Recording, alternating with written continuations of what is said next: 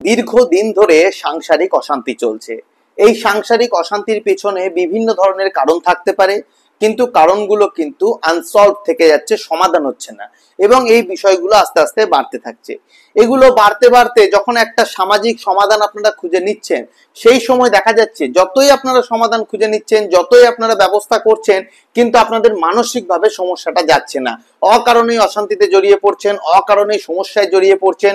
পুরনো চিন্তা কেন হলো, কিভাবে হলো, এই সব কারণে বারবার করে মানসিকভাবে অবসাদ হচ্ছেন এবং মানসিকভাবে জর্জরিত থাকছেন, যার জন্য আপনাদের সংসারে অশান্তিটা কারণগুলো বদলে গেলেও অকারণেও হতে থাকছে।